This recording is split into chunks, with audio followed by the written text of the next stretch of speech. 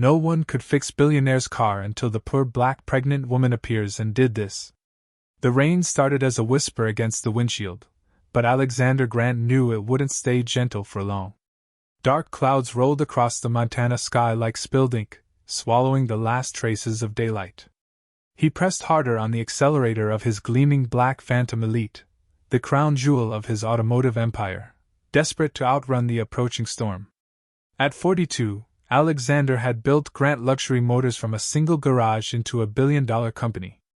He'd test-driven every prototype, memorized every engine specification, and could diagnose most car troubles just by listening. But tonight, as thunder rumbled overhead, his pride and joy was about to humble him in ways he never imagined. The first sign of trouble came at mile marker 47 on the desolate stretch of highway between Billings and his corporate retreat. A subtle vibration in the steering wheel, so faint he almost dismissed it. Then the dashboard lit up like a Christmas tree, warning lights he'd never seen before, blinking in patterns that made no sense. "What the hell?" Alexander muttered, pulling over to the shoulder as the engine began to sputter. Behind him, headlights cut through the growing darkness as his security and maintenance team caught up in their custom service truck. Marcus Thompson, his head mechanic for 8 years, was the first to reach the car. A burly man with grease permanently embedded under his fingernails, Marcus had never met an engine he couldn't fix. But as he popped the hood and shined his flashlight into the engine bay, his confident expression melted away. "Mr. Grant, I've never seen anything like this," Marcus said, scratching his head. "The AI diagnostic system is throwing error codes I don't recognize. It's like the computer brain is speaking a different language." 2 more mechanics joined him, Jake and Tommy, both certified experts who'd worked on experimental vehicles for major manufacturers. They plugged in their diagnostic computers, ran system checks, and pulled out every tool in their arsenal. Nothing worked. The car sat silent and stubborn, its revolutionary artificial intelligence engine locked in some kind of digital revolt. "Sir, we might need to call for a specialized tech team from the main facility," Jake suggested, wiping sweat from his forehead despite the cool evening air. "This new AI system is way beyond our current training." Alexander paced behind them, phone pressed to his ear as he tried to reach the head of his engineering department. No signal. Of course. They were in the middle of nowhere, and the storm was getting worse by the minute. Fat raindrops began pelting the asphalt, each one promising a deluge to come. "Keep trying," Alexander ordered, though he could hear the futility in his own voice. "There has to be something we're missing." For 20 minutes, they worked in increasingly desperate silence. Tools clanked, computers beeped angrily, and the rain gradually intensified. Lightning flashed in the distance, illuminating the empty highway that stretched endlessly in both directions. Alexander found himself wondering how many millions of dollars in engineering brilliance could be defeated by whatever was happening under the hood of his own car. That's when he saw her. A figure emerged from the darkness, walking along the highway's edge with the slow, careful gait of someone carrying precious cargo. As she drew closer, the headlights revealed a young African-American woman, heavily pregnant, wearing the uniform of a local diner and clutching a worn purse against her chest. Her dark hair was pulled back in a practical ponytail, and exhaustion painted shadows under her eyes. Naomi Carter had been walking for 30 minutes since the bus broke down 3 miles back. At 7 months pregnant, every step sent shooting pains up her spine, but she couldn't afford a taxi. The tips from her evening shift at Murphy's Diner barely covered groceries, let alone luxuries like rides home. She'd planned to call her neighbor for a pickup once she reached the gas station another mile ahead, but the sight of the stranded luxury car and its frustrated owners made her pause. "Excuse me," she called out, her voice barely audible over the increasing rain. "Y'all having car trouble?" Marcus looked up from the engine bay and snorted. "Lady, unless you've got a PhD in automotive engineering, I don't think there's much you can do here." Jake laughed, not unkindly but dismissively. "This isn't some old pickup truck with a loose belt, miss. This is cutting-edge technology. We're talking about systems that cost more than most people make in a lifetime." Alexander studied the approaching woman with curiosity rather than dismissal. Something about her calm demeanor in the storm struck him. While his team of experts was losing their cool, this pregnant stranger seemed unfazed by the chaos around her. "What kind of trouble are you having?" Naomi asked, stepping closer despite the mechanic's obvious skepticism. "The AI engine management system has locked us out," Alexander said, ignoring the surprised looks from his team. "All the diagnostic computers are showing error codes nobody recognizes." Naomi nodded thoughtfully and moved toward the front of the car. The rain was coming down harder now, soaking through her thin uniform, but she seemed oblivious to the discomfort. She studied the engine bay for a long moment, her eyes moving systematically across components that should have been foreign to someone in diner clothes. "Mind if I take a closer look?" she asked. Tommy rolled his eyes. "Look, lady, we appreciate the offer, but this is serious business. We're not playing around with some weekend project here." "Let her try," Alexander said quietly. Something in his gut told him to trust this moment, this unexpected encounter. Maybe it was desperation, or maybe it was the calm intelligence he saw in her eyes. "What we got to lose at this point?" Naomi smiled gratefully and stepped forward. She studied the engine configuration, then did something that made all three mechanics gasp. She reached into the engine bay and began disconnecting specific cables with the precision of someone who knew exactly what she was doing. "The AI system isn't malfunctioning," she said, her voice steady as she worked. "It's in protection mode.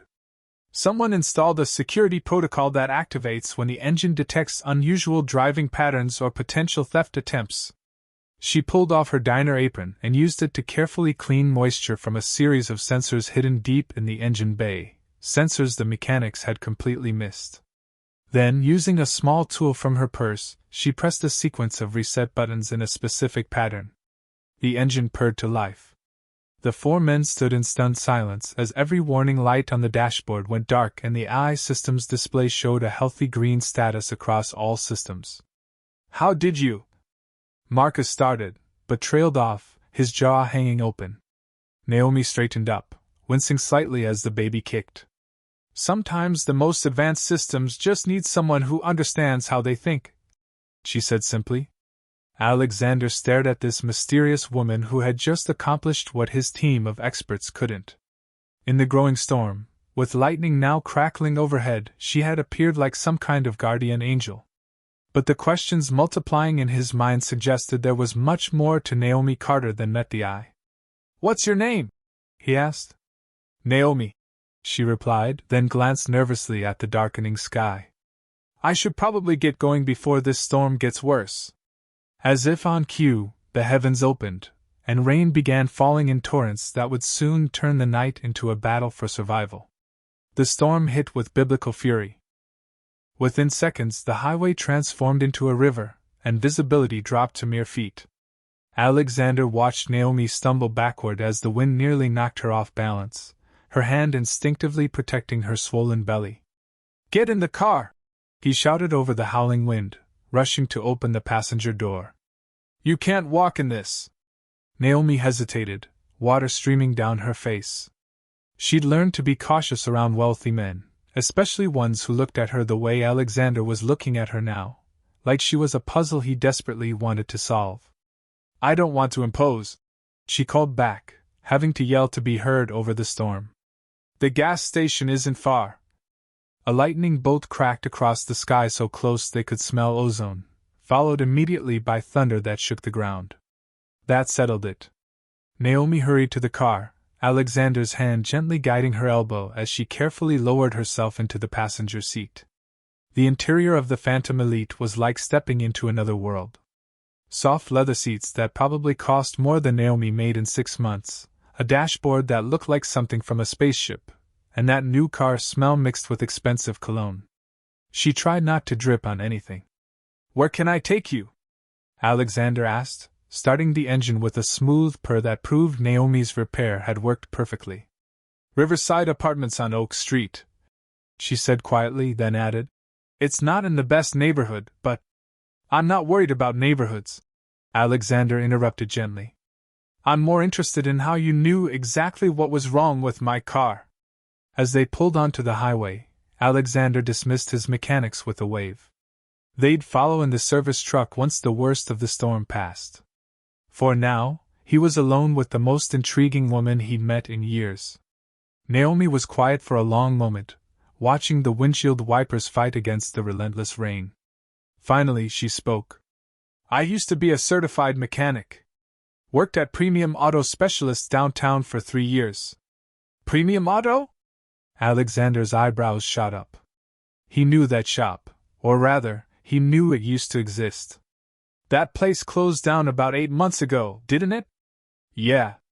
Naomi's voice carried a bitterness she tried to hide. Management said they were restructuring. Bunch of us got laid off with 2 days' notice. Alexander remembered hearing about Premium Auto's closure through industry channels, but he'd been too busy with his own company's expansion to pay much attention. Now he wished he'd looked deeper. What kind of work did you do there?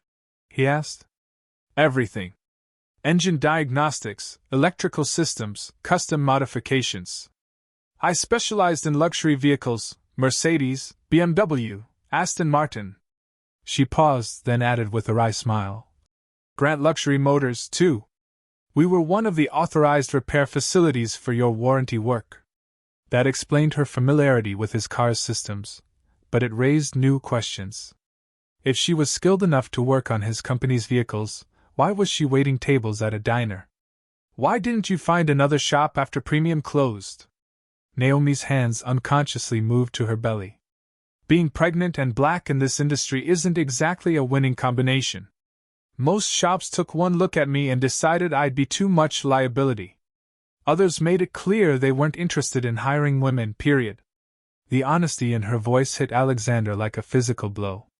He'd always prided himself on running an inclusive company, but he wondered how many talented people like Naomi had slipped through the cracks of an industry that still operated like an old boys' club. The diner work is temporary, Naomi continued. My husband Darius is deployed overseas, Army Rangers. When he gets back in 2 months, we'll figure something out. Maybe move to a bigger city with more opportunities. What's his specialty in the Rangers? Explosives and tactical operations. Pride warmed her voice when she talked about Darius. He's been in for 6 years, done 3 tours. This deployment was supposed to be his last before he transitions to civilian work. Alexander found himself genuinely curious about this woman's life. Most people he met wanted something from him: money, connections, opportunities. Naomi seemed content to answer his questions without angling for anything in return. You miss him, he observed. Every day. But video calls help, and he writes actual letters, which is becoming a lost art. She smiled, the first genuinely happy expression he'd seen from her. He's old-fashioned that way. Says it's more romantic than texting. As they drove through the storm, Alexander noticed Naomi studying the car's interior with the same systematic attention she'd given the engine. Her eyes moved across the dashboard displays, the custom controls, even the way the seats were positioned. You know, she said thoughtfully, your AI system has a security flaw. Alexander nearly swerved. What do you mean? The protection protocol I disabled? It's triggered by GPS coordinates. Someone programmed it to activate if the car travels through certain areas. Thing is, the coordinates include some pretty random locations, not just high-crime zones. This was news to Alexander. Are you saying someone deliberately programmed my car to break down in specific places? I'm saying the pattern doesn't make sense for standard theft protection. It's almost like...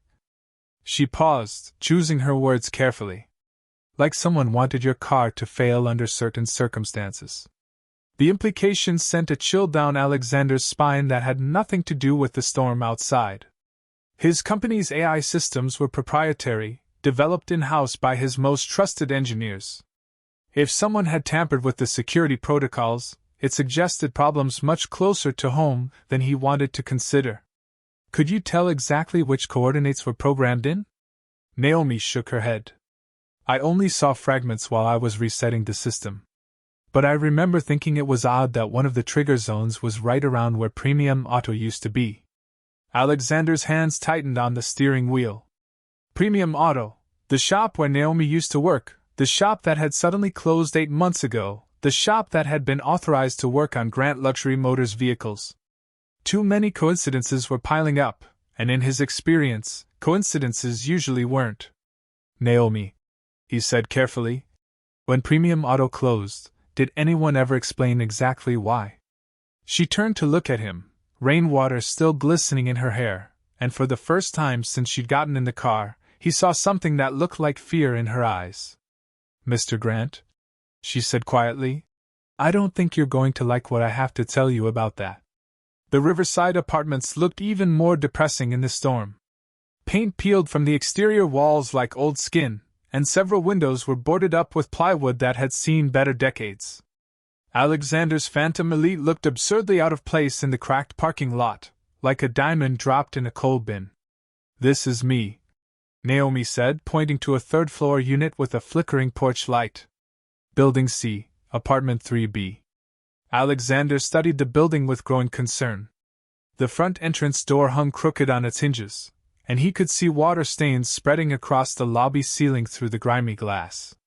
This wasn't just modest housing. This was a place where people lived when they had no other choice.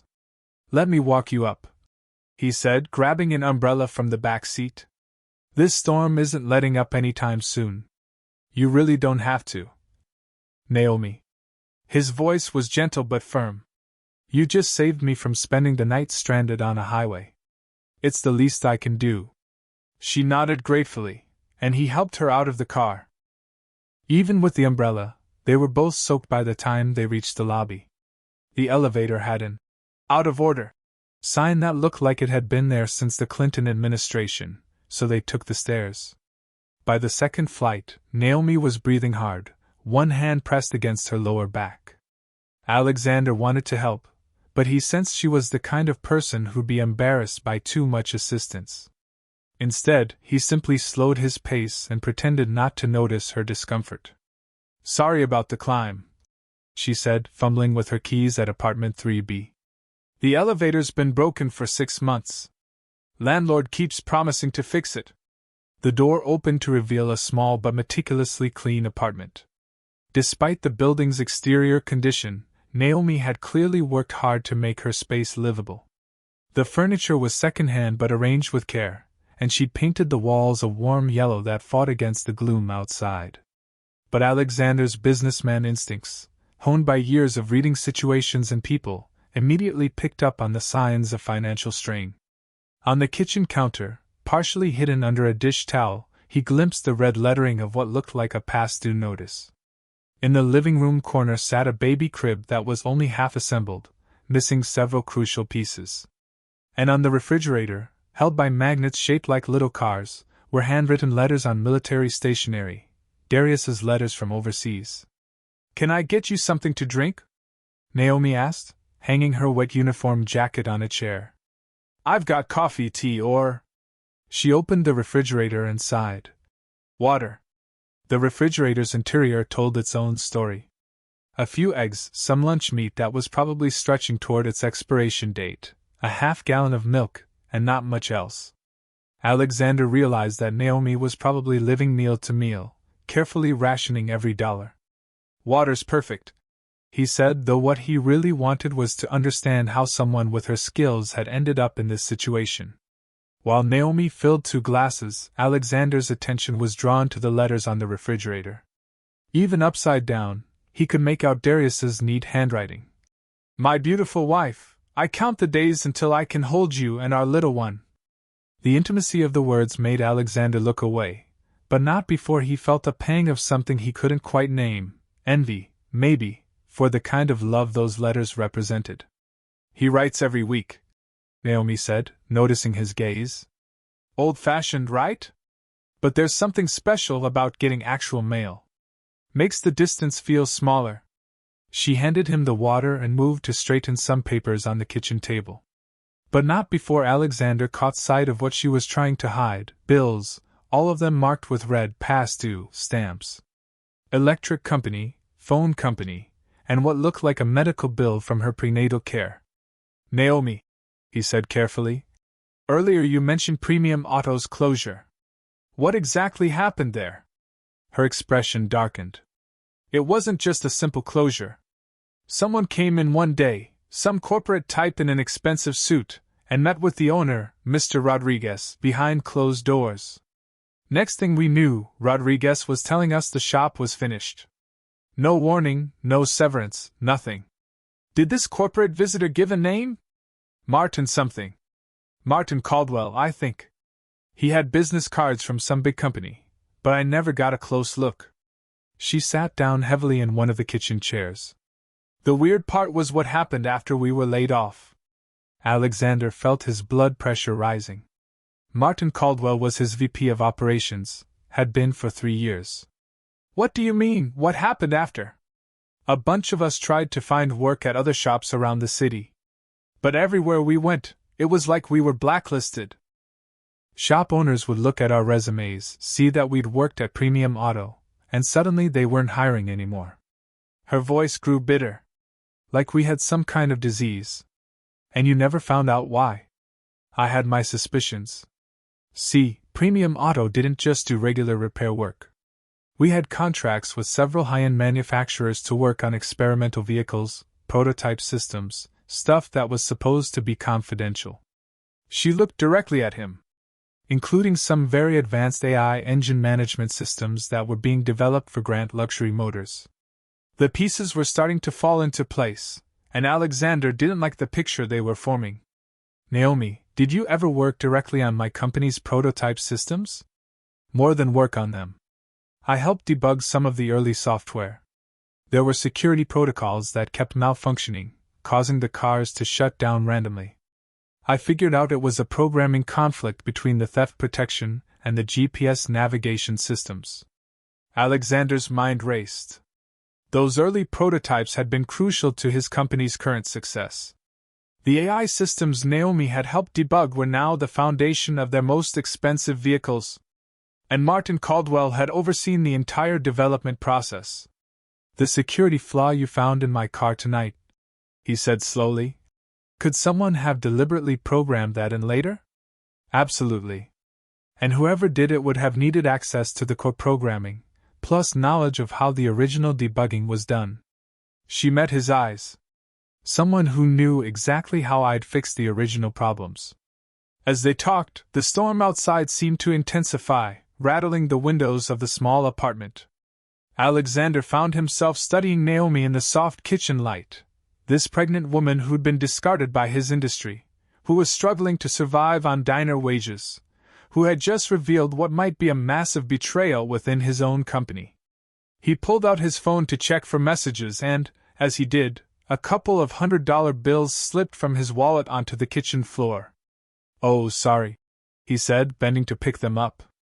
"Must have fallen out when I grabbed my phone."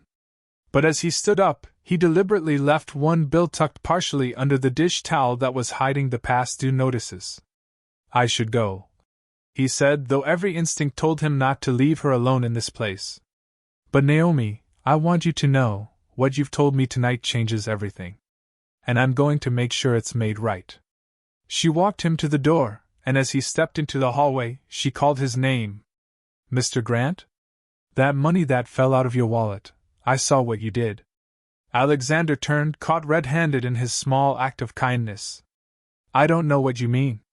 Naomi smiled, the first truly warm smile he'd seen from her all evening.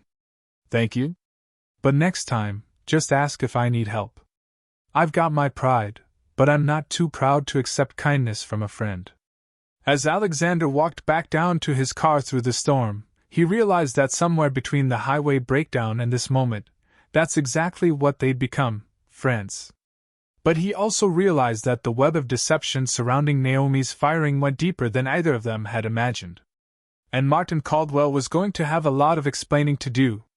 Alexander arrived at his corporate headquarters at 6 in the morning, 2 hours before his usual time. The 30-story Grand Tower gleamed in the early sunlight, its glass and steel facade reflecting his company's success back at the World.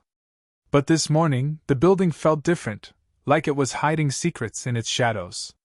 He bypassed his executive office and went straight to the administrative floor, looking for the one person he trusted completely, Evelyn Parker. At 63, Evelyn had been with the company since Alexander's father founded it 25 years ago. She'd started as a receptionist and worked her way up to become his most trusted assistant and confidant. More than that, she'd become the mother figure he needed after losing his own parents in a car accident 10 years earlier. If anyone could help him navigate the treacherous waters he'd stumbled into, it was Evelyn. He found her at her desk, already working despite the early hour, her silver hair pulled back in its trademark neat bun. She looked up over her reading glasses as he approached, immediately sensing something was wrong. "You look like you've seen a ghost, Alexander," she said, using the motherly tone that always made him feel like he was 12 years old again. "What happened?" "Evelyn, I need you to do some research for me, and I need it kept completely confidential." He sat down across from her desk. "I need everything you can find on a woman named Naomi Carter. She used to work at Premium Auto Specialists before they closed." Evelyn's fingers were already flying across her keyboard. "Any particular reason?" Alexander told her everything: the breakdown, Naomi's mysterious knowledge of his car's systems, the story of Premium Auto's sudden closure, and especially Martin Caldwell's involvement. As he spoke, Evelyn's expression grew increasingly troubled. "Alexander," she said carefully when he finished, "I remember when Premium Auto closed. Martin handled that entire situation personally. Said it was a routine contract termination. What kind of contract did we have with them?" Evelyn pulled up files on her computer, her fingers dancing across keys with practiced efficiency. "According to the records, Premium Auto was one of our authorized service centers for warranty work and, oh my." Her voice trailed off as she read further. "What is it?"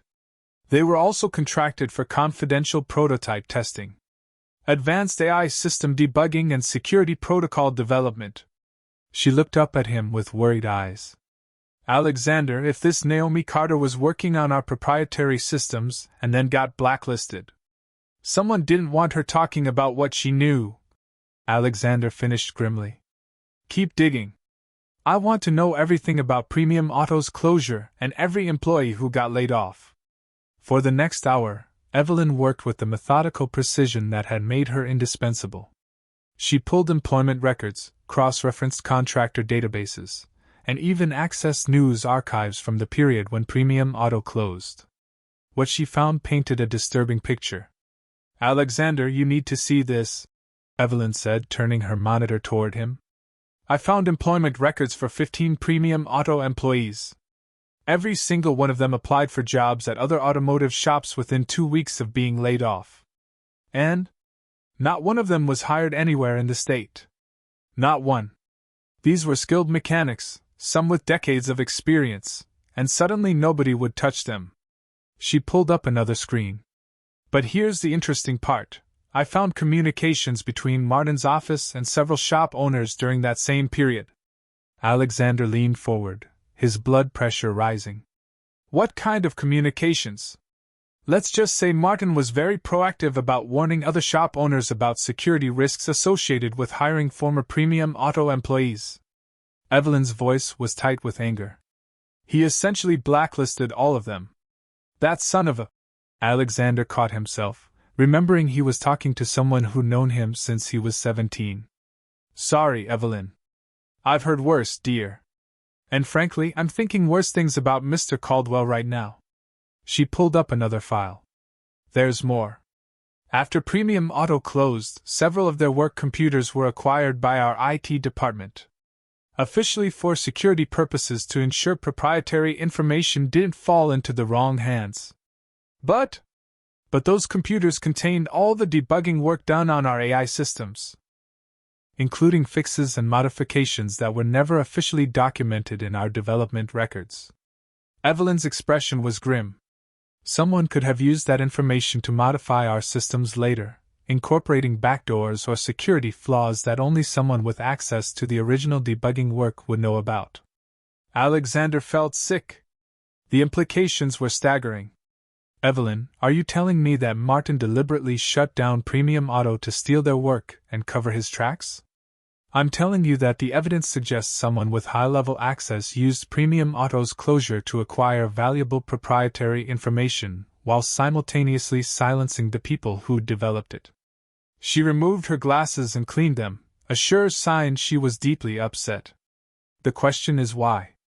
Alexander's mind raced through the possibilities, none of them good. What if Martin wasn't just stealing the information? What if he was selling it? To competitors? Or to anyone willing to pay for the ability to disable our vehicles remotely?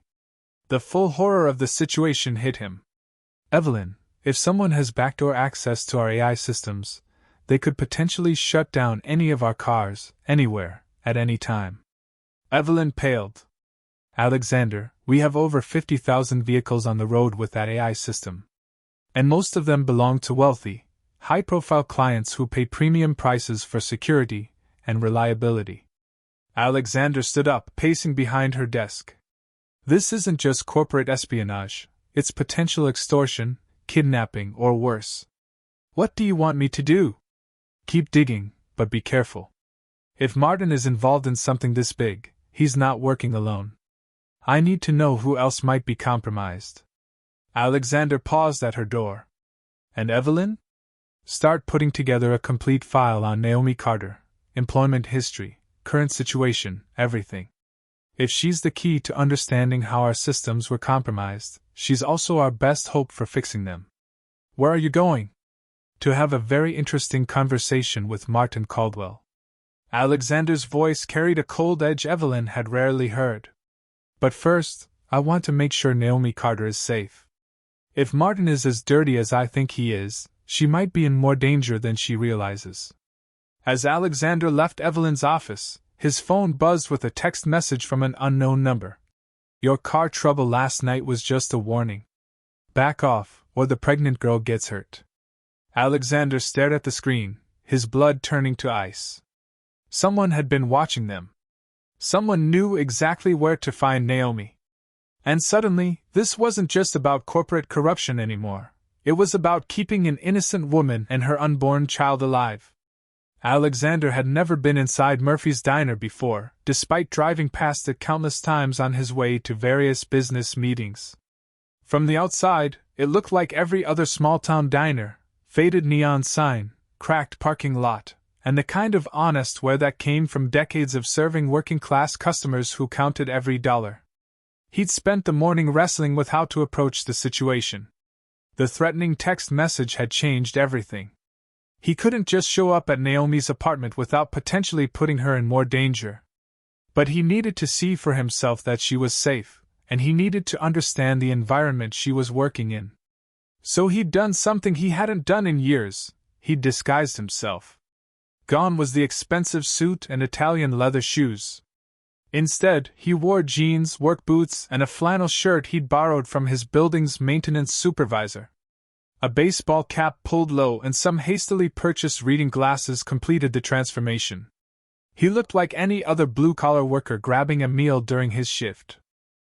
The interior of Murphy's Diner was exactly what he'd expected: red vinyl booths patched with duct tape, a checkerboard floor that had seen better decades, and the lingering smell of grease and coffee that spoke of thousands of meals served to people who needed calories more than cuisine.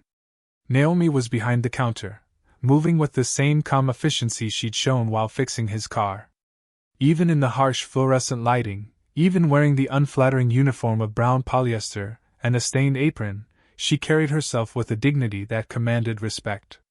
But Alexander could see the exhaustion in the way she moved, the slight wince when she bent to refill coffee cups, the protective way she positioned herself to avoid being jostled by customers or other staff. 7 months pregnant and working on her feet all day, it was a recipe for the kind of complications that could endanger both mother and child. He took a booth in the corner where he could observe without being obvious, ordered coffee and pie from a surly waitress named Dolores, and settled in to watch. That's when he met Frank Morrison, and immediately understood why Naomi looked so stressed. Frank was everything Alexander despised in a manager, a petty tyrant who wielded what little authority he had like a club. Short, balding, and carrying the bitter expression of a man who never gotten what he thought he deserved from life, Frank seemed to take particular pleasure in making Naomi's day difficult. "Carter!" Frank's voice cut across the diner like a whip crack. "Table 6 is still waiting for their order. Move your ass!" Alexander watched Naomi's jaw tighten, but she simply nodded and hurried to deliver the plates she was already carrying. Professional to the core, even when being publicly humiliated.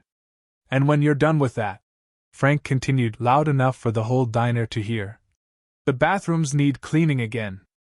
Apparently, some people don't know how to aim properly." A few customers snickered, but Alexander saw the flush of embarrassment creep up Naomi's neck. This wasn't management, it was workplace bullying, designed to keep her desperate and grateful for whatever scraps of dignity Frank decided to throw her way. The lunch rush brought its own challenges.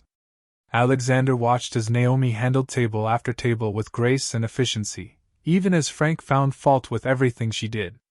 Her coffee wasn't hot enough. She was taking too long with orders. Her uniform looked wrinkled. But it was the customers in booth 4 that finally pushed Alexander past his breaking point. 3 men in expensive suits, probably lawyers or real estate developers from their conversation, had been drinking beer and getting louder with each round. When Naomi approached their table to refill their drinks, Alexander saw the way they looked at her, and his blood pressure spiked. Well, the first one said, loud enough for half the diner to hear. "Look what we have here. Knocked up and still slinging coffee. Bet the daddy ran off the minute he found out." Naomi's hand tightened on the coffee pot, but her voice remained steady. "Can I get you gentlemen anything else?" "Yeah," the second man slurred. "You can tell us how much you make in tips. 'Cause I'm thinking a girl in your condition might be willing to work a little extra for the right price." The third man laughed. "Hell, she's already proven she puts out. Might as well get paid for it." Alexander was halfway out of his booth before he caught himself. Every instinct screamed at him to cross that diner and teach these men some manners, but he forced himself to watch Naomi's response instead. And what he saw amazed him. Naomi didn't flinch. Didn't run. Didn't even raise her voice. Instead, she set down the coffee pot, looked each man directly in the eye, and spoke with the kind of quiet authority that could cut through steel. "Gentlemen, I'm going to give you one chance to apologize for what you just said. Not because I need your approval or your money, but because right now, you're embarrassing yourselves in front of everyone in this diner." The first man started to object, but Naomi continued. "I'm 7 months pregnant with my first child. My husband is serving overseas with the Army Rangers, defending your right to sit in this booth and act like children.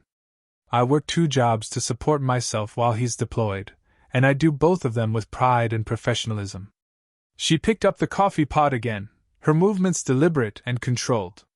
"Now, you can either apologize and finish your meal like civilized human beings, or you can pay your check and leave. But what you're not going to do is sit in my workplace and insult my family, my marriage, or my character. Are we clear?" The silence that followed was deafening. Every conversation in the diner had stopped, and Alexander realized that every other customer was watching this pregnant waitress face down 3 grown men who'd apparently forgotten how to behave in public. The first man, his face red with embarrassment and alcohol, threw a 20 on the table and stood up. "Come on, guys. Let's get out of here." As they left, the entire diner burst into spontaneous applause. Even Frank, standing behind the counter with his mouth hanging open, looked impressed. But Alexander saw something else: the way Naomi's hands shook as she poured coffee for the next table, the deep breath she took to steady herself, the protective way she touched her belly. She'd handled the situation perfectly, but it had cost her something. This woman, this incredible, strong, dignified woman, was wasting away in a job that didn't deserve her, dealing with people who couldn't see past their own prejudices to recognize her worth. As Alexander left the diner, still in disguise, he made a decision that would change everything. Naomi Carter deserved better than Murphy's Diner and Frank Morrison's petty tyranny. She deserved a chance to show the world what she was really capable of. and Alexander Grant was going to make sure she got it. The knock on Naomi's apartment door came at 9:47 p.m., just as she was settling into her nightly ritual of writing to Darius. She'd been telling him about her day, carefully editing out the worst parts about Frank and the rude customers, when the sharp, official-sounding rap interrupted her thoughts. Through the peephole, she saw a man in a cheap suit holding a clipboard and wearing the expression of someone delivering bad news for a living. Her heart sank even before she opened the door. "Ms. Carter? I'm Jerry Hoffman from Riverside Property Management. I need to serve you with an official notice." The envelope felt heavy in her hands, weighted with the kind of finality that changed lives in an instant. She knew what it was before she opened it, but seeing the words in black and white still felt like a punch to the stomach. Notice to quit and pay rent or quit premises. You are hereby required to pay the rent on the above described premises or quit and surrender possession thereof to the landlord within three days, or legal proceedings will be instituted against you to recover possession of said premises. Amount due, $2,847, includes late fees and court costs. 3 months behind on rent. She'd known this day was coming, had been juggling bills and trying to stretch every dollar since Darius's deployment pay got held up in military bureaucracy 2 months ago. But seeing it spelled out in legal language made it brutally real. "Ma'am?" The process server was still standing in her doorway. "You understand what this means?" "I understand," Naomi said quietly. "Thank you." After he left, she sat at her small kitchen table and stared at the notice until the words blurred together. 3 days. In 3 days, if she couldn't come up with nearly $3,000, she and her baby would be homeless. Her phone rang, and Darius's face appeared on the video call screen. She quickly shoved the eviction notice under a stack of other papers and forced a smile. "Hey, beautiful," Darius said, his face pixelated but warm with love. Behind him, she could see the bare concrete walls of his barracks somewhere in the Middle East. "You look tired. Everything okay?" "Just a long day at the diner," she said, hating how easily the lie came. "How are you? When do you think that pay issue will get resolved?" Darius's expression darkened. "That's what I wanted to talk to you about. The Army's payroll department is saying it could be another month, maybe 2.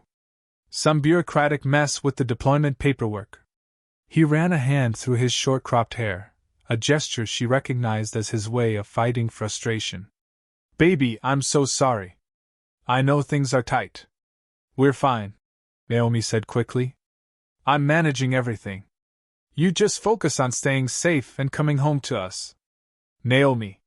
Darius's voice carried the gentle firmness she remembered from their first date, when he'd seen through her attempt to pay for her own dinner despite being between jobs. "I can see it in your eyes. What aren't you telling me?" For a moment, she almost broke. Almost told him about the eviction notice, about Frank's harassment, about the bill collectors who called 3 times a day. But then she saw the worry lines around his eyes, the weight he was already carrying from being thousands of miles away from his pregnant wife, and she found her strength again. "I'm telling you everything that matters," she said firmly. "We're healthy, the baby's growing strong, and I love you more than anything in this world. The rest is just details." After they hung up, Naomi allowed herself exactly 5 minutes to cry. 5 minutes to feel the full weight of fear and desperation that she'd been holding back for months. Then she wiped her eyes, pulled out her notebook, and started doing math. Her savings account, $47.32. Expected tips from this week, maybe $150 if she was lucky. The security deposit she'd never gotten back from her previous apartment, $400, but the landlord was claiming damage costs. Her mother's offer to help, $200, but that would clean out her mother's entire emergency fund. Even if everything went perfectly, she'd be short by more than $2,000. She was still staring at the numbers when her phone buzzed with a text from an unknown number. "Saw you got some mail today. Shame about rental prices these days. Maybe time to consider our previous conversation about extra work." Naomi's blood ran cold. Someone was watching her apartment. Someone had seen the process server. and now they were trying to use her desperation against her. She deleted the message without responding, but her hands were shaking. The threatening text that Alexander had mentioned, could this be connected?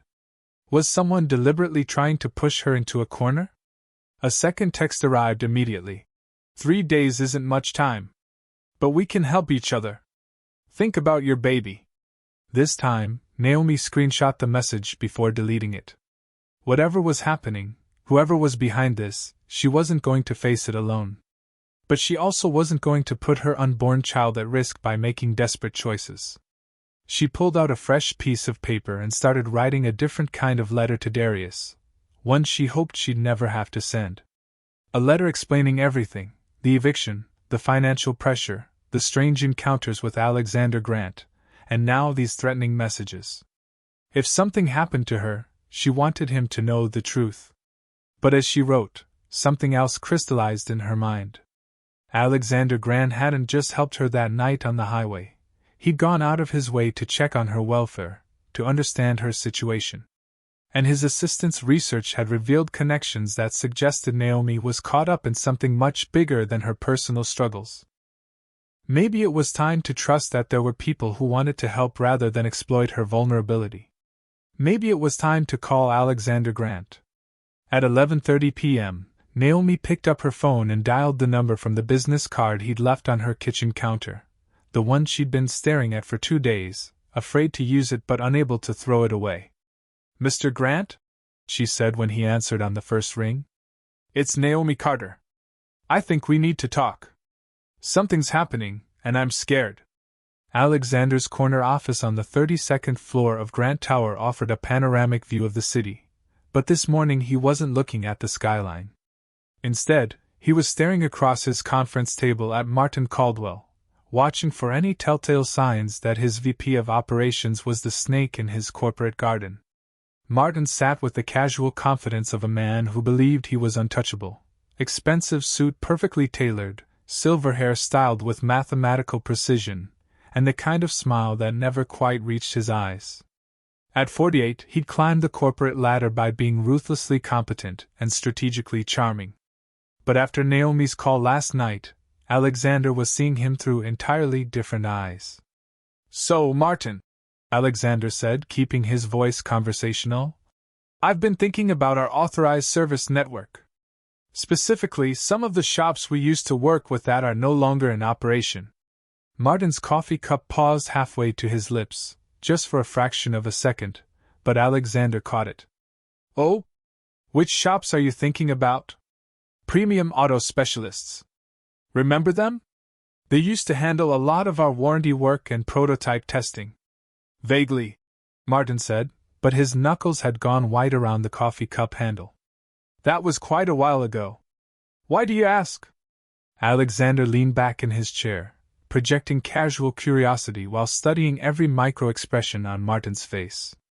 "I ran into someone who used to work there. Got me thinking about why we stopped using them so abruptly. As I recall, there were quality control issues," Martin said smoothly. "Plus some concerns about proprietary information security. You know how it is with smaller shops, sometimes they get careless with confidential materials." The lie came so easily that Alexander almost admired Martin's skill. Almost. "Really? What kind of quality control issues?" Martin shifted in his chair, a movement so subtle that most people would have missed it. But Alexander had spent years reading body language in boardroom negotiations, and he recognized the signs of someone buying time to construct a believable fiction. "Oh, the usual stuff. Substandard repairs, missed deadlines, that sort of thing. Nothing dramatic, just not up to our standards."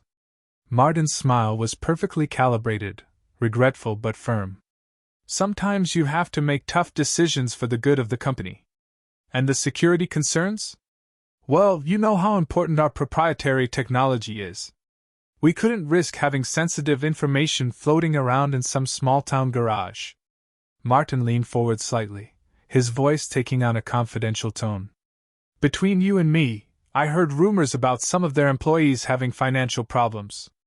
That kind of situation can make people vulnerable to offers from competitors." Alexander felt his jaw clench. Martin wasn't just lying, he was actively defaming the people whose lives he'd destroyed. Financial problems, you said?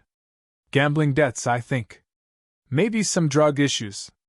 You know how it is in those blue-collar environments. Martin waved his hand dismissively. Look, Alexander, I know you like to give people the benefit of the doubt, but sometimes you have to protect the company from potential threats.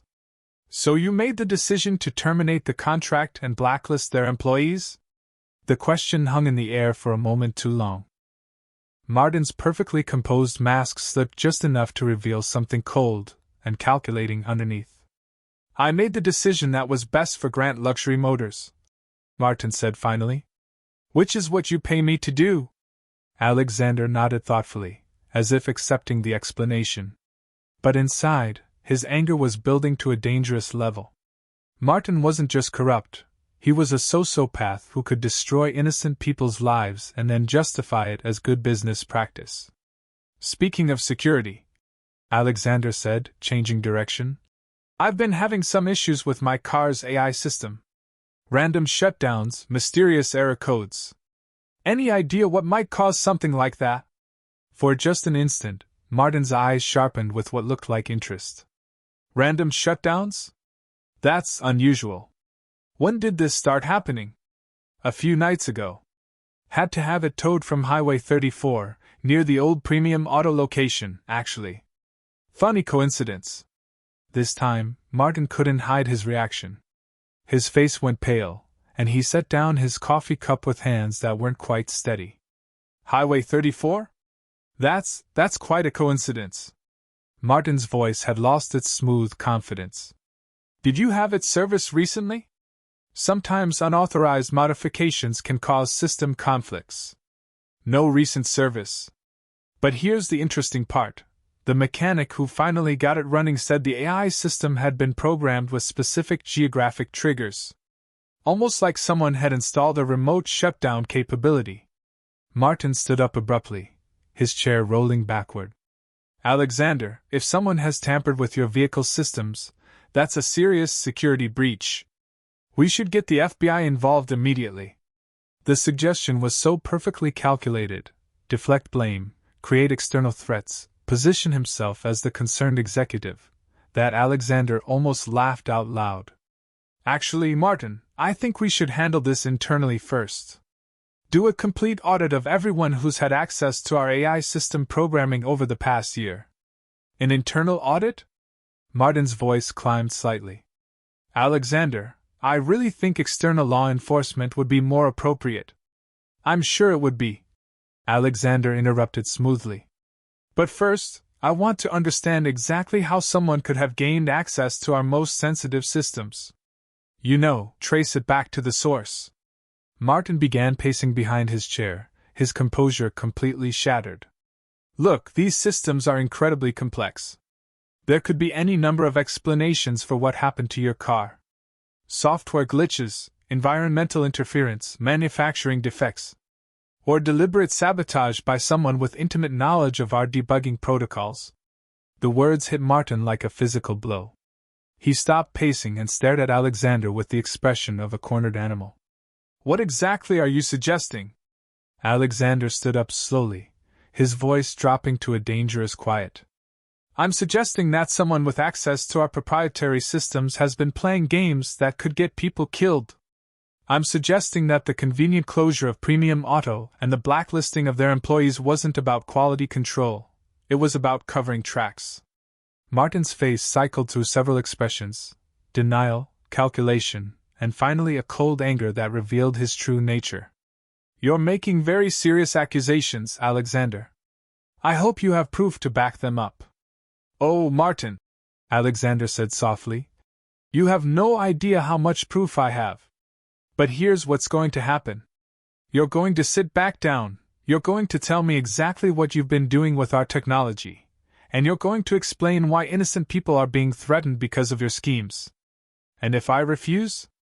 Alexander's smile was colder than a Montana winter. Then I'll call the FBI myself and let them sort through the evidence. But somehow, I don't think you want federal investigators looking too closely at your financial records or your communications with our competitors. Martin sat down heavily, the fight going out of him like air from a punctured tire. For the first time since Alexander had known him, Martin Caldwell looked like exactly what he was, a criminal who'd finally been caught. The lunch rush at Murphy's Diner was particularly brutal that Tuesday. The air conditioning had given up completely, leaving the small restaurant sweltering in the afternoon heat, and Frank was in one of his moods, the kind that made everyone walk on eggshells and pray for their shifts to end. Naomi had been on her feet for 6 straight hours, carrying heavy plates and pots of coffee while her lower back screamed in protest. At 7.5 months pregnant, every step was an effort, every bend to clear a table sent shooting pains up her spine. But she couldn't afford to slow down, not with the eviction notice burning a hole in her conscience, and Frank watching her every move like a hawk. "Carter." Frank's voice cut across the diner like a whip. "Table 12 is waiting for their check." "Move it." Naomi hurried to the register, trying to ignore the way her vision swam slightly when she moved too fast. She'd been having dizzy spells for the past few days, probably from the stress and the heat, but she couldn't afford to call in sick. Every missed shift meant less money, and she was already drowning.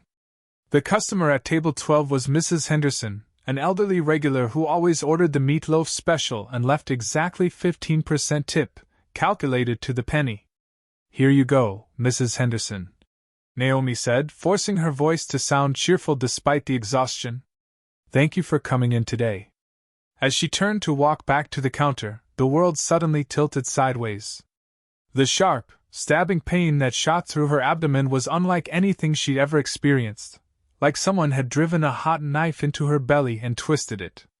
She doubled over with a gasp, one hand clutching the nearest chair for support, the other instinctively protecting her swollen stomach. The pain was so intense that for a moment she couldn't breathe, couldn't think, couldn't do anything but pray that this wasn't what she thought it was. "Oh my God," Mrs. Henderson said, half rising from her booth. "Honey, are you okay?" But before Naomi could answer, another wave of pain crashed over her, so severe that her knees buckled. She sank into the empty chair, her face gray with shock and fear. "Something's wrong," she whispered, her voice barely audible. "Something's wrong with the baby." The diner fell silent. Every conversation stopped, every customer turned to stare at the pregnant waitress who was clearly in distress. But instead of rushing to help, Frank Morrison emerged from behind the counter with the expression of a man whose profits were being threatened. "What the hell is this?" Frank demanded, his voice loud enough for everyone to hear. "Carter, if you're having some kind of woman problems, you need to handle that on your own time." Naomi tried to stand, tried to explain, but another contraction, because that's what these were, she realized with growing terror, doubled her over again. I think I need to go to the hospital," she managed to say between gasps. "Hospital?" Frank's voice climbed to a near shout. "Do you have any idea how busy we are? I've got 12 tables waiting for service, and you want to run off to the hospital for what's probably just gas pains." Mrs. Henderson stood up, her elderly frame trembling with indignation. "Young man, this woman is clearly having a medical emergency. You need to call an ambulance right now." "I'm not calling anyone," Frank snapped. She knew what she was getting into when she took this job. If she can't handle the work, she shouldn't have gotten knocked up.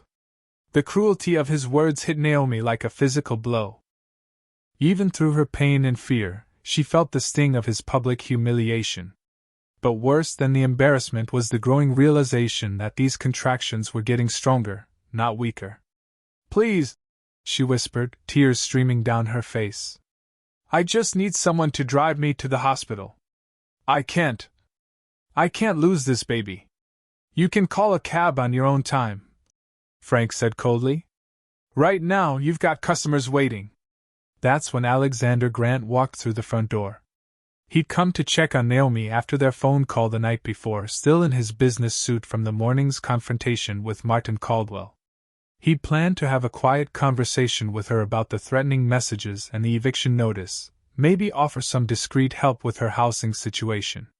But one look at Naomi, pale, doubled over in pain, tears streaming down her face while her boss berated her in front of a restaurant full of people, and Alexander's protective instincts exploded into action. "What's happening here?" he demanded, crossing the diner in 3 quick strides. "She's having some kind of female hysteria," Frank said dismissively. "Probably trying to get out of work early." Alexander knelt beside Naomi's chair, his voice gentle despite the fury building inside him. "Naomi, what's wrong?" "Contractions," she gasped, gripping his hand so tightly her nails drew blood. "It's too early. The baby, it's too early." Alexander's face went white. He never had children, but he knew enough to understand that contractions at 7.5 months could mean life-threatening complications for both mother and child. "We're going to the hospital right now," he said firmly, helping her to her feet. "Hey!" Frank stepped forward, blocking their path. "She's got 2 hours left on her shift. She can't just leave because she's having cramps." Alexander turned to face Frank Morrison, and for the first time in his life, the mild-mannered billionaire felt genuine murderous rage. "Get out of my way," Alexander said quietly, his voice carrying a threat that made Frank instinctively step backward. "You can't just. I can do whatever I want," Alexander cut him off. "And right now, what I want is to get this woman to medical care before you kill her with your stupidity." He swept Naomi up in his arms, surprised by how light she felt, how fragile. As he carried her toward the door, she pressed her face against his shoulder and whispered, "Thank you? I was so scared." "You're safe now," Alexander murmured, though his own heart was pounding with fear. "I've got you. Everything's going to be okay." Behind them, Frank was shouting about lawsuits and abandonment of duty, but Alexander didn't care. The only thing that mattered was getting Naomi to the hospital before it was too late. As his car raced through the city streets, Naomi's contractions continued, each one a reminder that sometimes the most important moments in life came without warning, and that courage wasn't about being fearless.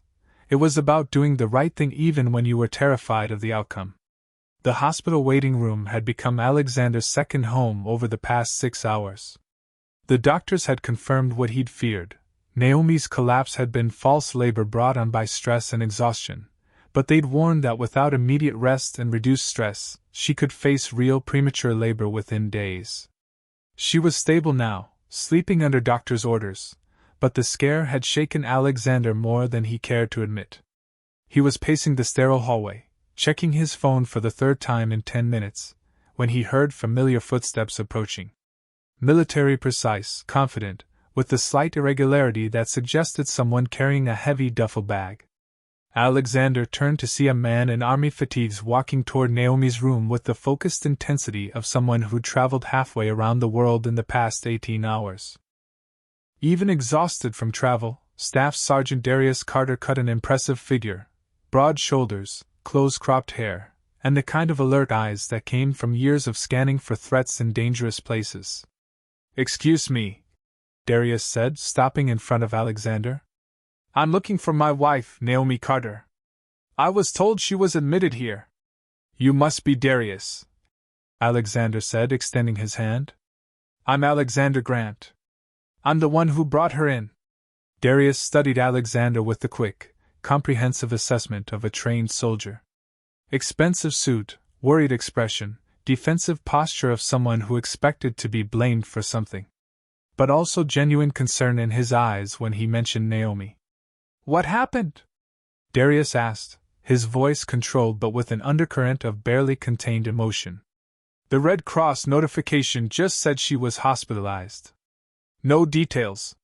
False labor brought on by stress and overwork," Alexander explained.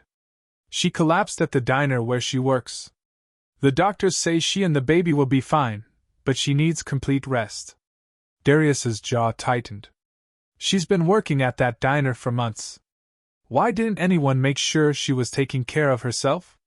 Alexander felt the weight of that question.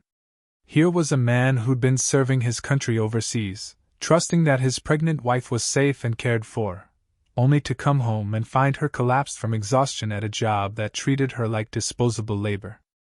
Her manager wasn't exactly supportive, Alexander said carefully. When she started having contractions, he refused to call for help. Said she was being dramatic. The change in Darius's expression was subtle but unmistakable.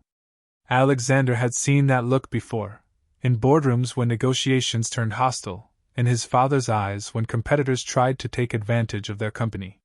It was the look of a man calculating exactly how much damage he could legally inflict on someone who had hurt his family. "This manager got a name?" Darius asked quietly. "Frank Morrison. But I don't think you need to worry about him anymore. After what happened today, I doubt he'll be managing anything for much longer." Before Darius could ask what that meant, a nurse appeared in the doorway of Naomi's room. "Mr. Carter? Your wife is awake and asking for you." Darius moved toward the room, then paused and turned back to Alexander. "Mr. Grant, I don't know why you helped my wife, but thank you. If you hadn't been there, I was exactly where I needed to be," Alexander said simply. "Go see her. She's been worried about how to tell you what's been happening." Alexander watched through the partially open door as Darius entered the room.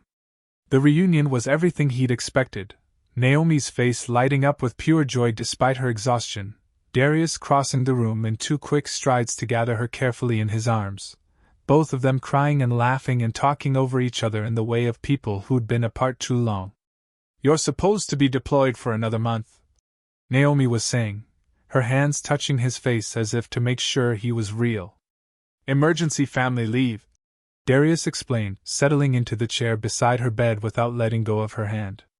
"Soon as I got word you were in the hospital, my CO expedited the paperwork. I've got 2 weeks before I have to report back." Alexander started to step away, to give them privacy, but Naomi called his name. "Mr. Grant? Could you come in for a minute? There's something I want Darius to know." Alexander entered the room reluctantly, feeling like an intruder on an intimate moment. But Naomi's expression was determined, and he'd learned not to argue when she had that particular look on her face. "Darius, this is Alexander Grant. He's the CEO of Grant Luxury Motors, and he's the reason I'm here getting proper medical care instead of passed out on the floor of Murphy's Diner." Darius stood up, extending his hand again, but this time with a different kind of respect. "Sir, I owe you more than I can say." "You don't owe me anything," Alexander replied. "Your wife saved my life first, actually. Helped me out of a jam when my car broke down." "That sounds like Naomi," Darius said with a proud smile. "Always helping people, even when she should be taking care of herself." "There's more," Naomi said, looking between the two men.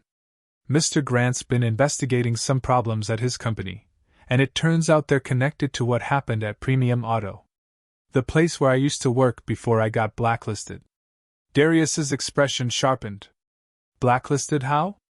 Alexander found himself explaining the entire situation: Martin Caldwell's corruption, the deliberate shutdown of Premium Auto, the systematic destruction of the employees' careers, and the threatening messages that suggested the conspiracy went deeper than simple corporate theft. As he talked, he watched Darius process the information with the methodical precision of someone trained to analyze complex tactical situations. When Alexander finished, Darius was quiet for a long moment. "So you're telling me that while I was deployed, my pregnant wife was not only struggling financially because some corporate executive stole from your company, but she was also being threatened by whoever's behind this conspiracy?" "That's exactly what I'm telling you," Alexander said. "And I'm also telling you that I intend to make sure everyone responsible pays for what they've done to your family." Darius studied Alexander for a long moment, then nodded slowly. "Mr. Grant, I've spent 6 years learning how to identify threats and neutralize them. Sounds like you could use someone with my particular skill set." "Darius," Naomi said warningly, "you just got home. You don't need to get involved in corporate politics." "Baby," Darius said gently, taking her hand again. "Someone threatened my wife and child while I was overseas serving my country. That's not corporate politics. That's war." Alexander felt a chill of recognition. Looking at Darius Carter, this decorated soldier whose family had been targeted by faceless enemies, he realized that the dynamic of their situation had just changed completely. They weren't just dealing with corporate corruption anymore. They were dealing with a man who had the training and motivation to take this fight to whatever level it needed to go. And Alexander had the distinct feeling that Martin Caldwell and his conspirators had no idea what they'd just awakened. Alexander's private conference room on the 34th floor had been transformed into a war room. White boards covered with flowcharts and timelines lined the walls, documents were spread across the mahogany table like battlefield maps, and Evelyn Parker sat at her laptop with the focused intensity of a general coordinating a complex military operation. Martin's confession gave us everything we needed, Alexander said, pacing behind the conference table where Darius sat reviewing security protocols. He's been selling our proprietary AI technology to 3 different competitors over the past 18 months. The premium auto shutdown was just the beginning. He needed to eliminate anyone who could expose how our original debugging was accomplished. Darius looked up from the documents, his expression grim. So he destroyed innocent people's careers to cover his tracks, then used their work to make himself rich selling secrets to your competitors. Worse than that, Evelyn interjected, pulling up financial records on the main screen. The money trail shows payments from overseas accounts, some connected to organizations that specialize in corporate espionage and industrial sabotage. Martin wasn't just selling information, he was part of a larger network designed to destabilize American automotive technology. Alexander felt his anger surge again, but this time it was controlled, focused. Which brings us to the next phase. Martin's going to help us expose the entire network, whether he wants to or not. What did you have in mind? Darius asked. A board meeting. Tomorrow night, 7 p.m. I'm going to invite our top shareholders, key executives, and select members of the automotive press. Alexander's voice carried the cold precision of someone who'd made a decision that would change everything. Martin is going to publicly confess to everything: the technology theft, the premium auto conspiracy, the threats against your family. All of it. And if he refuses? Alexander smiled, but there was no warmth in it. Then Evelyn releases the financial evidence to the FBI, and Martin spends the next 20 years in federal prison. He'll cooperate. Evelyn cleared her throat. Alexander, there's something else. While you were at the hospital with Naomi yesterday, I took the liberty of conducting additional research into the premium auto employees who were blacklisted.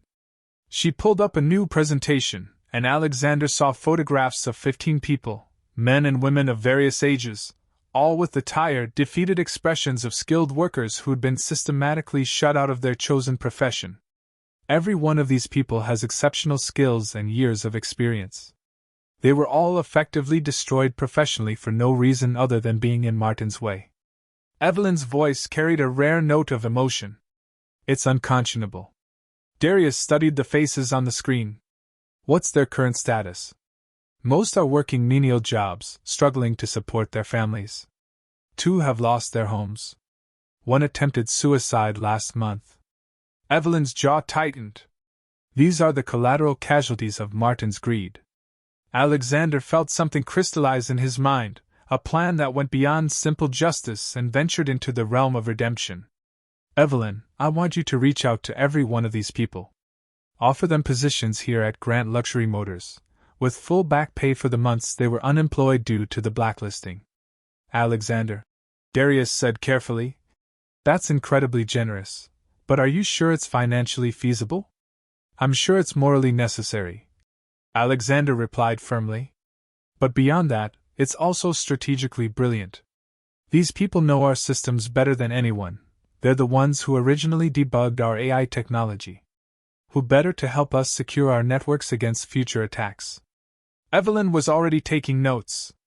What about leadership for this new security team? Alexander looked directly at Naomi's husband. Darius, how would you feel about transitioning from military service to corporate security? I need someone with your background to oversee the protection of our proprietary systems and the safety of our employees. Darius was quiet for a long moment, processing the offer. Alexander could see him weighing the decision: steady civilian employment versus completing his military commitment, corporate responsibility versus the familiar structure of army life. What kind of security work? Darius asked finally. Initially, helping us identify and eliminate all of Martin's backdoors in our systems. Long-term, developing comprehensive security protocols for our entire operation. Alexander leaned forward.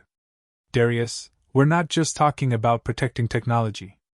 After what happened with the threats against Naomi, it's clear that corporate espionage has evolved into something much more dangerous. I need someone who understands that level of threat. And the salary? Alexander named a figure that made Darius's eyebrows rise. It was more than he'd ever made in the military, enough to ensure that Naomi would never have to work another shift at Murphy's Diner, enough to provide security for their growing family. There's one more component, Alexander continued.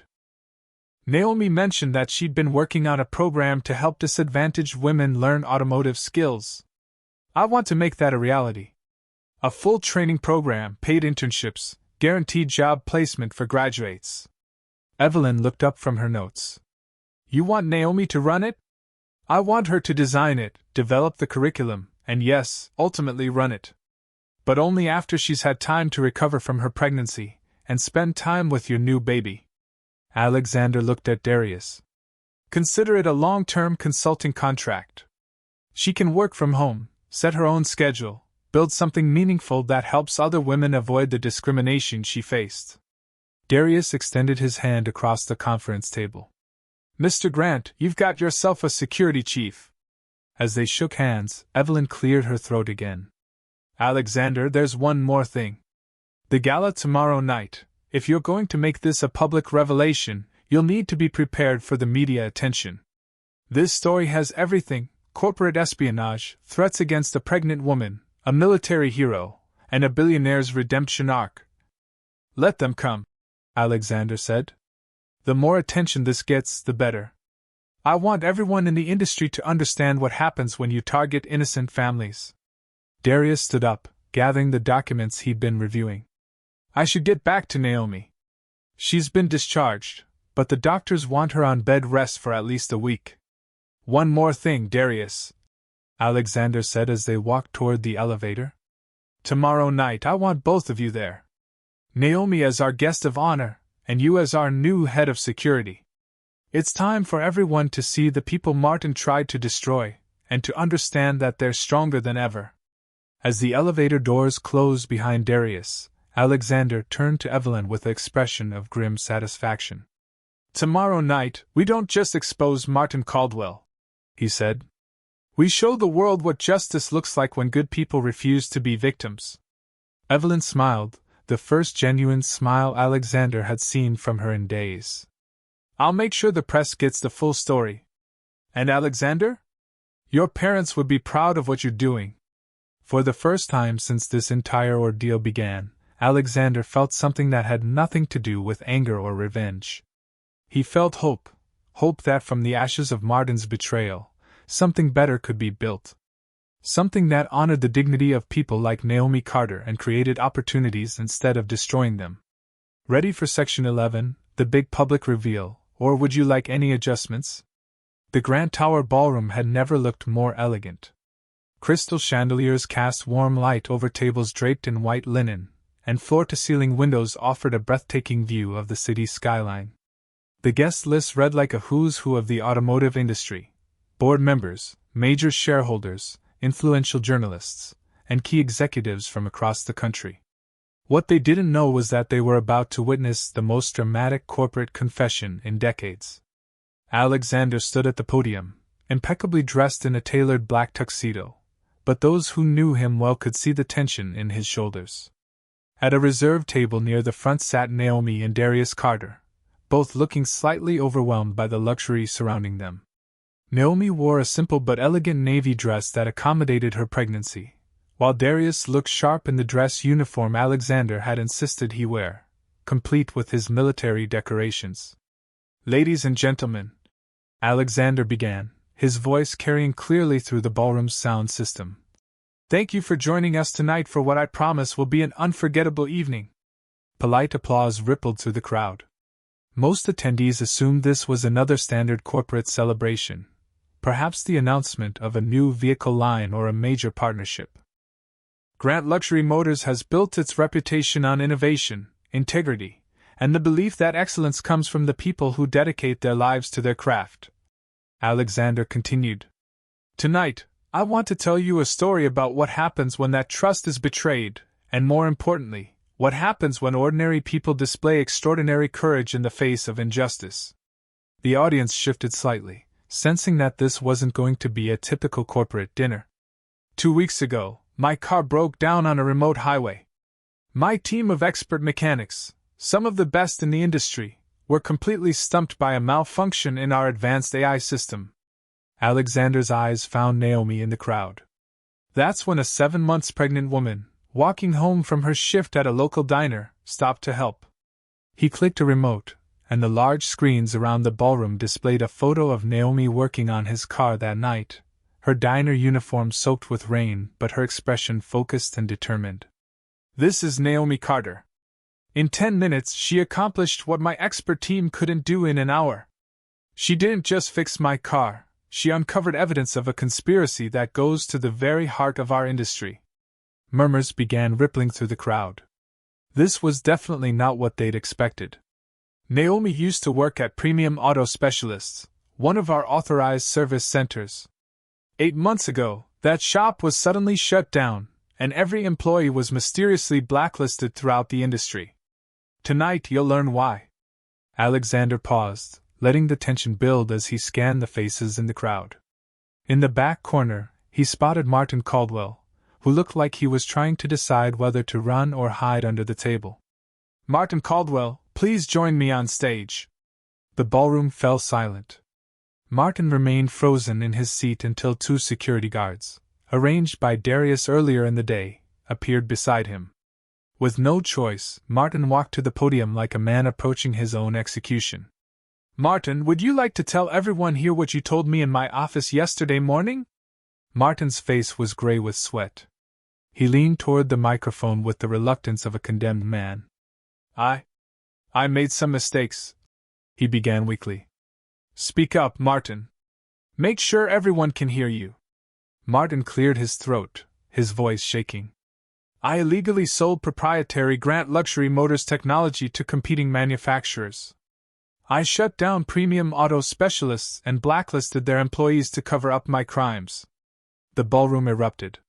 Journalists were frantically taking notes, board members were whispering urgently to each other, and several people were already on their phones. How much money did you steal, Martin? Alexander pressed. Over the past 18 months, approximately $3.2 million. And what did you do to the innocent people whose lives you destroyed to hide your crimes? Martin's voice dropped to almost a whisper. I had them blacklisted. I spread false information about their reliability and character. I made sure they couldn't find work in the industry.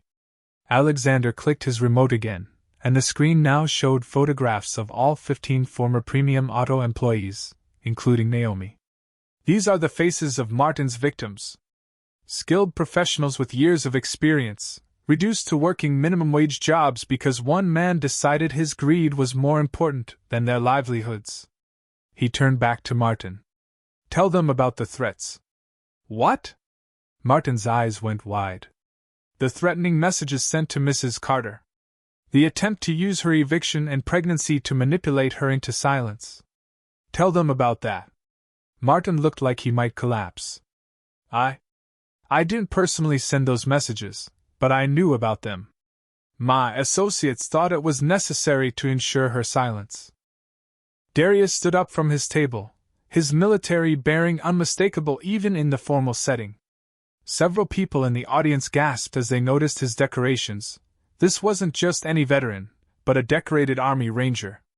Ladies and gentlemen, Alexander announced, I'd like you to meet Staff Sergeant Darius Carter, Naomi's husband, who was serving our country overseas while his pregnant wife was being threatened by corporate criminals.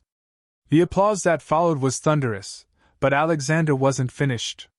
Martin Caldwell will be turning himself into federal authorities immediately following this dinner. Grant Luxury Motors is cooperating fully with the FBI's investigation into the broader network of corporate espionage he was involved with. Martin was escorted from the stage by security, his career and freedom effectively over. But tonight isn't just about exposing corruption. Alexander continued, his voice strengthening. It's about redemption and making things right. The screens now showed a new image, architectural plans for a state-of-the-art training facility. I'm proud to announce the Naomi Carter Center for Automotive Excellence, a comprehensive training program that will provide women and other underrepresented groups with the skills and opportunities they deserve in our industry. He gestured toward their table. Mrs. Carter will be designing and directing this program, ensuring that no one else faces the discrimination she endured. The applause was immediate and sustained. Naomi, tears streaming down her face, stood and waved to the crowd. And Sergeant Carter has accepted the position of Chief of Corporate Security for Grant Luxury Motors, where he'll ensure that what happened to his family never happens to anyone else. As the evening continued, Alexander watched Naomi and Darius surrounded by admirers, journalists, and well-wishers. The woman who'd been dismissed as just some girl by his mechanics was now being celebrated as a hero and innovator. Martin Caldwell was in federal custody. 15 wrongfully blacklisted employees had new jobs waiting for them, and Grant Luxury Motors had emerged from scandal stronger and more committed to justice than ever before. Sometimes, Alexander reflected, the best victories were the ones where everybody won, except the people who deserved to lose. 6 weeks later, the nursery in Naomi and Darius's new home was filled with the soft sounds of a sleeping baby and the quiet conversation of friends who'd become family. Alexander sat in the comfortable rocking chair beside the crib, carefully holding 3-week-old Marcus Carter, named after the grandfather Darius had never met, while Naomi recovered on the couch nearby. The baby was perfect in the way that all newborns are perfect, but Alexander couldn't help thinking that this particular child had already survived more drama than most people faced in a lifetime. He's got your stubborn streak, Alexander murmured to Naomi, adjusting the tiny boy in his arms as Marcus made soft sleeping sounds. I can tell already. Naomi laughed, the sound bright and free in a way that Alexander remembered from that first night when she'd fixed his car. The exhaustion and fear that had shadowed her for months were gone, replaced by the contented glow of a woman who'd found her place in the world. He's got Darius's determination, too, she said, watching her husband through the window as he installed a new security system in their backyard. Did you know he spent 3 hours yesterday baby-proofing the garage? The child can't even hold his head up yet. The house itself was a testament to how dramatically their circumstances had changed. Located in a quiet, family-friendly neighborhood with good schools and safe streets, it had 4 bedrooms, a large kitchen where Naomi could experiment with the cooking she'd always loved, and a workshop in the garage where Darius could tinker with engines in his spare time. But more than the material improvements, what struck Alexander most was the peace he saw in both of them. The constant worry about money, about safety, about the future, all of that had been replaced by the quiet confidence of people who knew they were valued and protected. The first class starts next month, Naomi said, nodding toward a stack of applications on the coffee table. 15 women, ages 19 to 47. Single mothers, veterans, women who've been out of the workforce and want to learn a trade that can support their families. Alexander smiled as he looked at the applications. Each one told a story similar to Naomi's, women who'd faced discrimination or circumstances that had limited their opportunities, but who had the determination to build better lives for themselves and their families. The Naomi Carter Center for Automotive Excellence, he said, testing the words, has a nice ring to it. It feels surreal sometimes, Naomi admitted. 6 months ago, I was getting yelled at by Frank Morrison for being 2 minutes late. Now I'm designing curriculum for a program that could change women's lives across the country. Speaking of Frank Morrison, Alexander said with a wicked grin, did you hear what happened to Murphy's Diner? Naomi raised an eyebrow. Please tell me you didn't buy it just to fire him. I didn't buy it to fire him, Alexander protested innocently. I bought it to renovate it into a community center. The fact that Frank's employment was terminated during the ownership transition was just coincidental. Alexander Grant, you are a terrible liar. I prefer strategically creative with the truth, he replied, then grew more serious. Actually, the community center is going to be perfect. We'll use it as a satellite training location for women who can't make it to the main facility. Plus, it sends a message about what happens when you treat people with dignity versus what happens when you don't. Darius came through the back door, bringing the scent of autumn air and satisfaction of a job well done. In civilian clothes and working around his own home, he looked more relaxed than Alexander had ever seen him. Security systems online, he announced, washing his hands at the kitchen sink. Motion sensors, cameras, the works. Nobody's getting within 50 feet of this house without us knowing about it. Darius, we live in one of the safest neighborhoods in the state, Naomi protested gently. After what our family went through, I'm not taking any chances, Darius replied firmly. Then his expression softened as he looked at his sleeping son in Alexander's arms. Besides, Marcus is going to be crawling before we know it. Better to be over-prepared than sorry. Alexander carefully transferred the baby back to Darius, watching the pure love on the young father's face as he settled into his role. How are you adjusting to civilian life? Better than I expected, Darius admitted. The work at Grant Motors is challenging without being life-threatening, and I get to come home every night to my family. Plus, there's something satisfying about building security systems instead of just breaking things.